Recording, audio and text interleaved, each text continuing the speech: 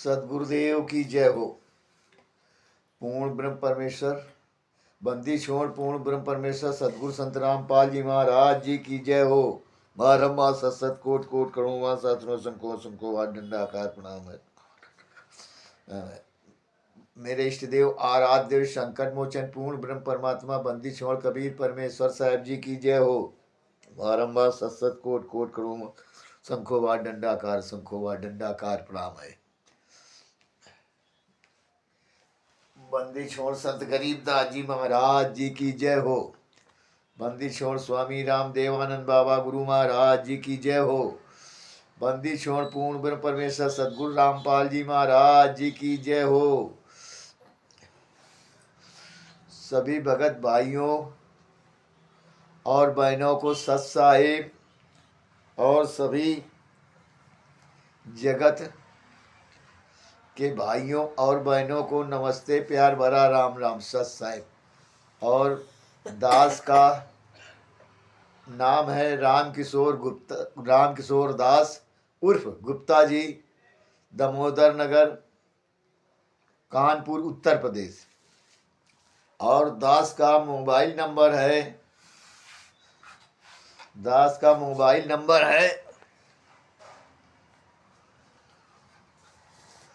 99 19 69 48 15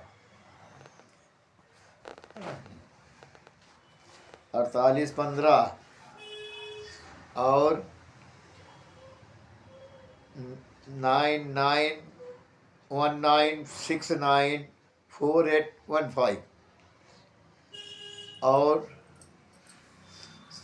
सभी भगत भाइयों से निवेदन है कि जिन भक्तों के पास ये परमात्मा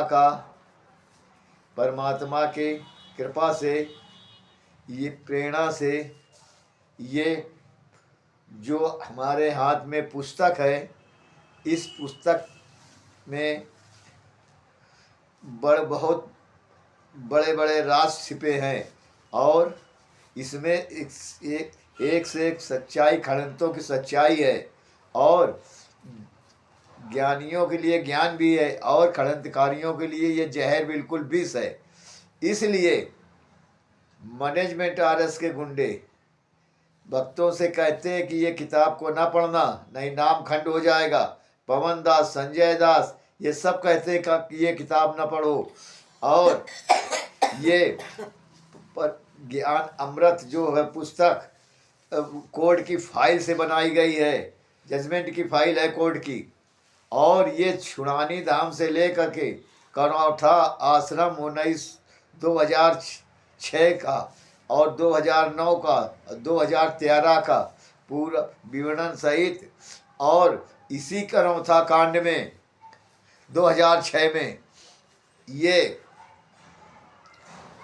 जब 1999 2006 के बाद जो परमात्मा, जब सदगुरुदेव जी ने ये 1999 में वो करौठा आश्रम बना था और उसी के बाद जो इन लोगों ने 2000 करौठा आश्रम में आके सत्संग करने लगे।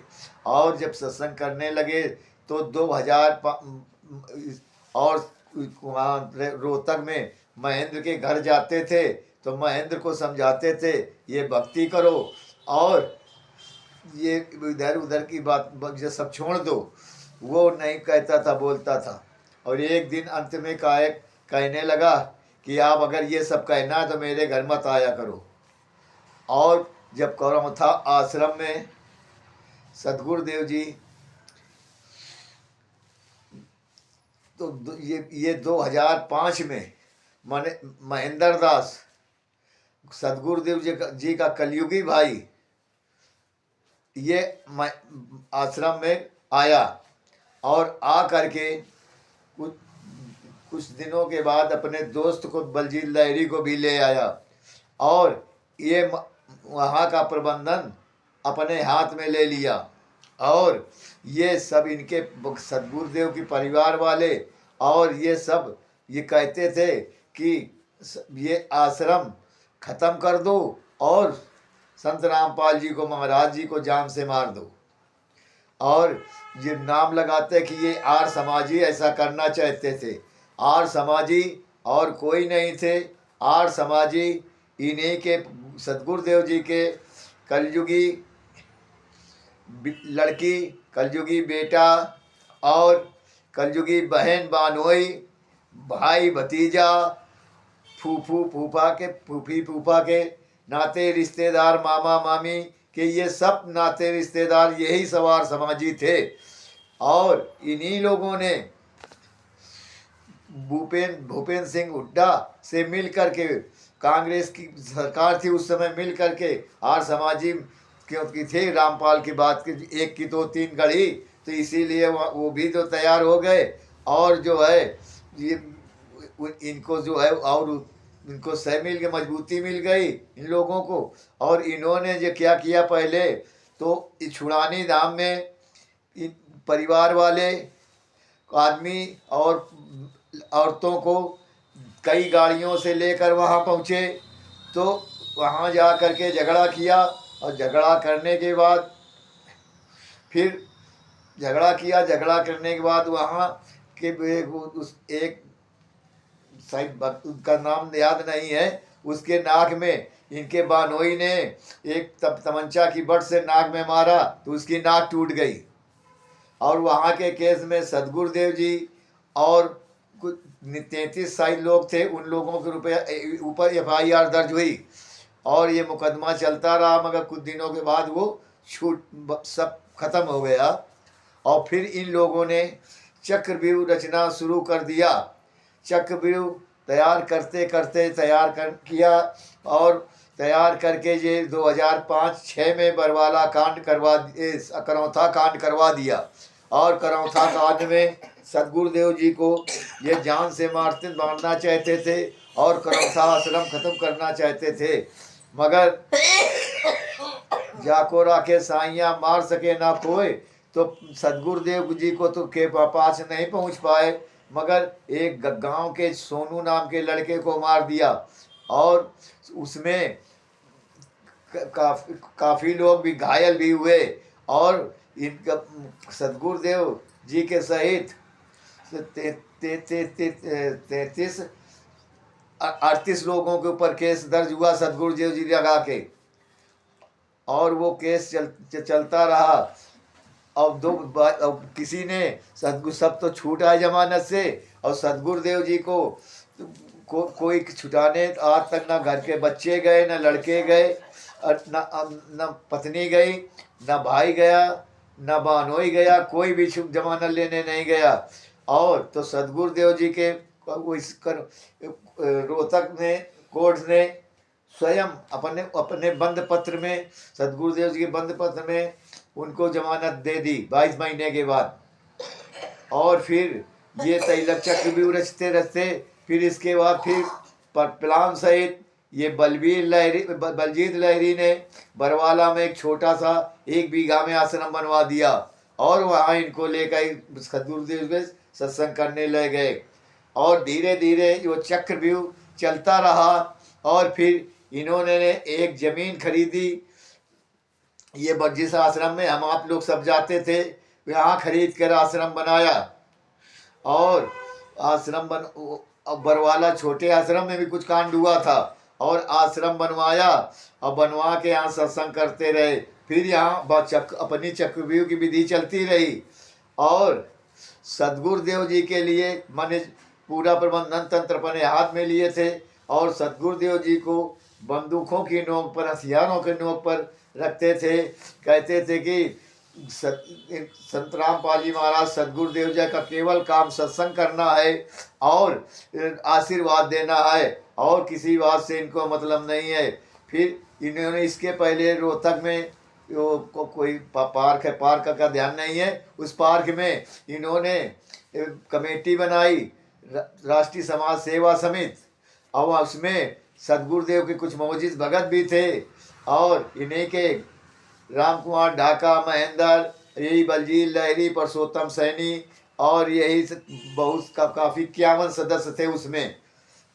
और इन्हीं लोगों ने चक्रव्यूह रचना शुरू कर दिया और आखिरी में जा कर के गुरुजी को जेल जाने से नहीं दी, तारीखों में नहीं जाने दिया और नज़र बचा के एक रोज सतगुरुदेव जी वहाँ पंचकूला तक पहुँचे भी थे। तो इन सतगुरुदेव को इन्हीं लोगों ने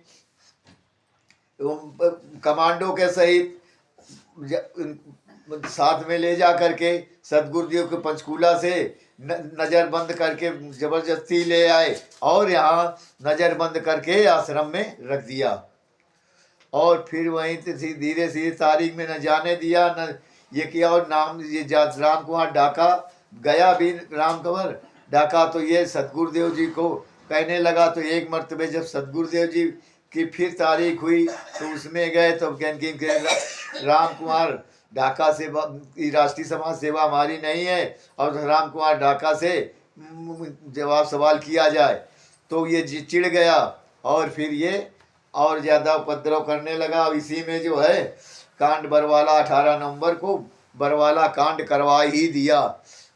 सत साहेब और सभी भगत भाइयों से निवेदन है कि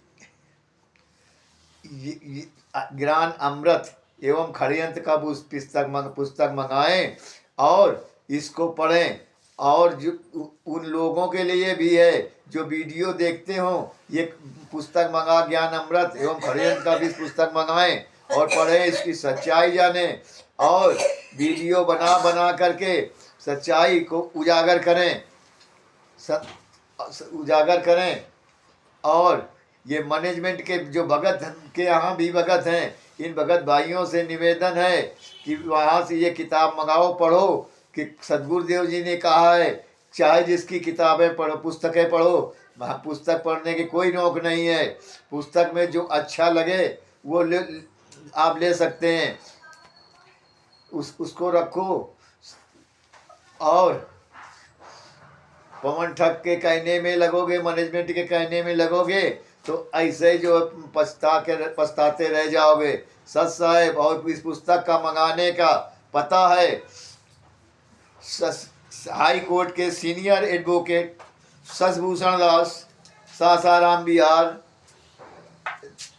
रोहतास जिला के हैं और 9931592093 मोबाइल नंबर है। 9931592093 9931592093। और तो सभी भगत भाइयों से निवेदन है ये ज्ञान अमृत पुस्तक मंगाएं और पढ़ें। और थोड़ा सा आगे वीडियो ये है कि भगत भाइयों, अगर राज्य के जिस राज्य में ये आश्रम बन रहे हैं, अगर राज्य सरकारें वहाँ की चाहें तो आश्रम न बनने दें इन हत्यारों, गुंडों, लुटेरों को। मगर राज्य सरकारें क्यों रोकेंगी? राज्य सरकारों को तो जो है वोट का लालच है, इस वोट के लालच के लिए वो नहीं रोकती और बल्कि उनके बुलाने पर किसी के द्वारा जाते भी हैं तो वीडियो बनाकर इनका उजागर किया जाता है।